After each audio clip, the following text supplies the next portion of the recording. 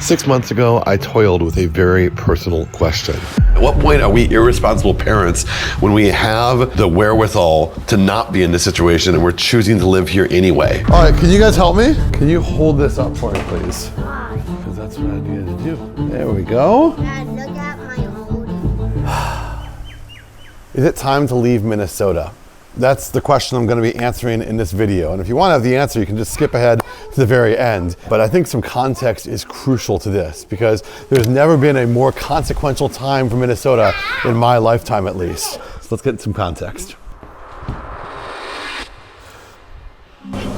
For me, the story doesn't begin with making videos like this. It starts with graduating in the middle of a financial crisis. 2008 is when I finished up with college, and I realized that I wasn't going to be able to find a job. In fact, I lost 2 of them the first year out of university.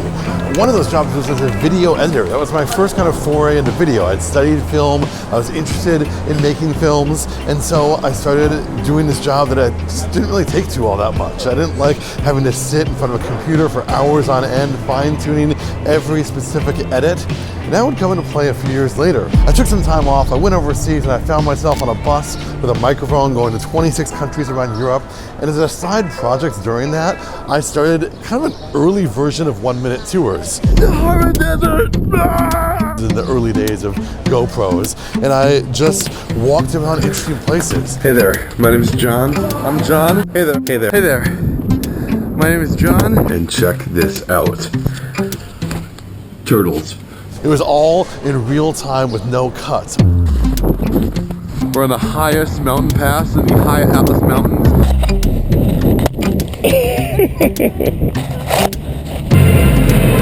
I would be in, say, Florence during an Easter parade filled with fireworks. I would be in the Swiss Alps paragliding, the TV tower of Berlin. And without having any edits, my thought was I would put people right in the heart of the experience. We're gonna ride a camel. Yeah. Well, not just one, many, I guess.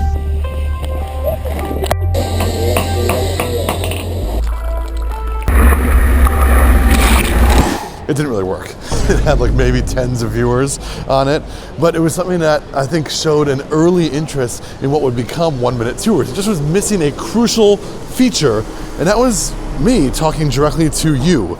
So fast forward a few years and I have a walking tour company. The video thing is just glimmer in the past, just an idea that I had. But the walking tours are doing okay. I managed to have a couple dozen tour guides working for me here in Melbourne. Things are going pretty well.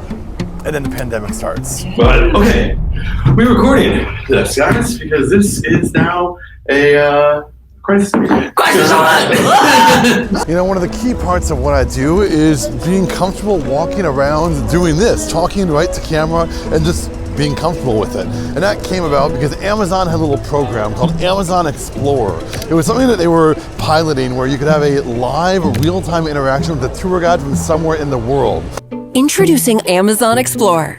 Hello, everybody, and welcome. During COVID, throughout the course of the pandemic, me and my team gave hundreds, if not thousands, of these personalized tours of this city.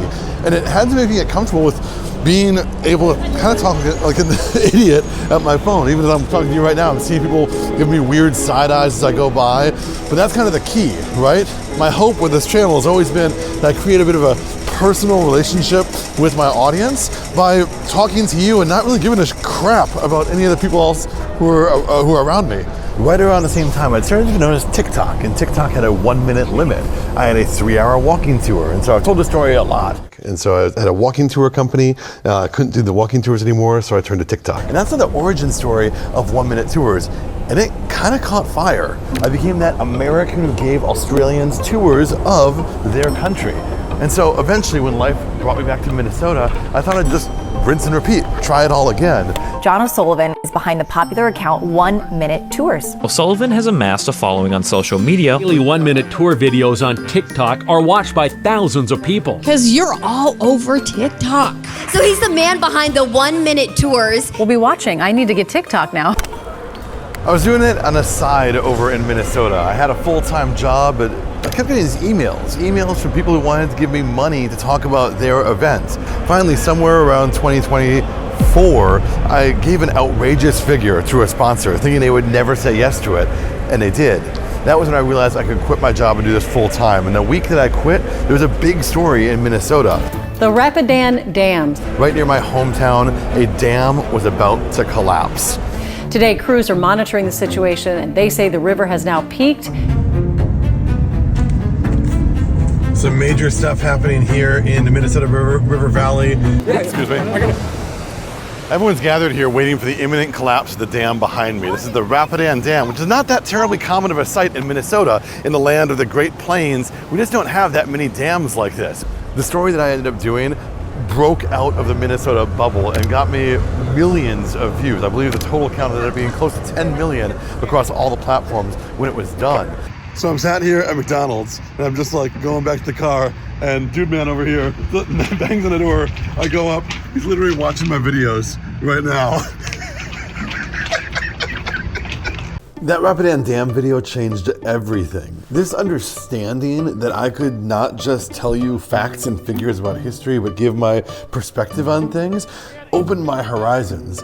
All of a sudden I found myself telling you about just a really cool barber shop that I like. One of the things I love about this guy is that he has like a monkish-like devotion to the craft of cutting hair, or ice festival that I thought was kind of crap and not worth your time. And then they're so concerned about making a profit that they make it a friggin' awful experience. And the more I did that, the more I gave my perspective, the more I understood the power of what it was I was doing. I was trying to just be an everyman in Minnesota, giving you my worldview. I wasn't to know when I started on this journey, though, that the year I was going to start it would be one of terrible news to reckon with here in Minnesota. My good friend and colleague, Speaker Melissa and her husband Mark, were shot and killed early this morning in what appears to be a politically motivated assassination. Melissa Hortman and her husband were shot and killed in their homes overnight, also shot multiple times. Senator John Hoffman and his wife. And they are out of surgery, and a lot of people praying as well for them. That story had me going out and trying to play journalist. I got a press credential. I went to the federal courthouse. I went to the Capitol Dome where a memorial was set up.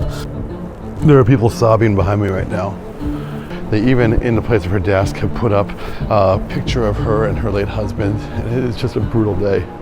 I wasn't sure how to feel about this when I was doing it. I wasn't sure if I was innovating the world of journalism or just being a really sloppy journalist. Whatever the case, a few months later, something would come right to my doorstep. Following breaking news out of Minneapolis, multiple law enforcement agencies are responding to reports of an active shooter at Annunciation Church in south central Minneapolis. This event, this shooting, it affected people that I knew. It was in my neighborhood, just 9 blocks away from me. It's happened again, and it's happened just in my neighborhood this time. And all of a sudden, on my podcast, I just couldn't stop bringing it up in front of every guest that I had. You are presiding over a newsroom that is dealing with the fallout of a shooter with an assault rifle murdering children. I apologize in advance if I get emotional during this, because I have two kids, 2 and 4 years old. You also have a 4-year-old and a new baby, and so it's very close to service. I also am in the neighborhood. I live 10 blocks north of there. And we've also had a really brutal summer for gun violence, and started the autumn as well with a mass shooting at Annunciation School. It seems like the nexus of the universe goes through Minneapolis right now. And so here's where we come to the difficult news for me to share with you. I don't feel that Minnesota is a safe place for my children right now. Try as I might to get reassurance from officials, nobody seems to think that there's any possibility that we don't have another mass shooting again. I also don't think that there's a bright future when it comes to our political violence that's occurring. And for me and my family, we have the choice to get out. I was granted citizenship here, as was my daughter. My son and wife were born here. It betrays a lot of values that I have dear about democracy and standing up for what is right. But those values fall below the values of keeping my family safe. And so I'm not moving to Australia, I've already moved here. My moving date was January 12th, just a few short days after Renee Good was killed. I watched Alex Preddy be killed from over here. and my heart is heavy with all of this news. It's a special kind of thing to see your adopted country report on your city. It like feels awful, actually. It would be impossible for me to put into words the level of guilt that I feel being here at this crucial time when my friends, my family are fighting for what is right back in Minneapolis. What is happening back there is an aberration. It is not what we believe in this country. It is something that needs to be changed, but we've been chosen as Minneapolis, as Minneapolitans and Minnesotans generally to fight this corrupting force. And it pains me to not be back there. But here I am. And so it's worth talking about what's going to be happening here on this channel that it's so established itself as a Minnesotan channel. So let's talk about that next. I have an unbelievable amount of content still to come out about Minnesota. And all that's because I never intended to announce this like this. It just feels inappropriate to keep reposting planned content in light of what's happening in Minneapolis. So I wanted to come on here and explain. I have at least a dozen videos still to come out over the coming weeks and months. And I don't plan to ever stop talking about the place that raised me. Minnesota is an incredibly important and special place to me. That said, it's not going to be my home going forward. And so there will be more content about Australia, about living life as an American, kind of an exile. That sounds dramatic to say it like that, but that's why I'm out here. I would not be here if not for what happened at Annunciation in South Minneapolis just a few months ago. And so I want to talk about what that's like. Americans choosing to not live in the USA anymore. And also my thoughts about the upcoming weeks, months, and years ahead in the fight for Minneapolis. My thoughts are with you, Minneapolis. I love you, Minnesota, and I'll be back soon. I'm gonna be coming back actually in just a few weeks to meet my new niece and to make more videos out there, hopefully to meet with a few of you. I look forward to your thoughts, your comments, perhaps your vitriol in the comments below. That's it for now.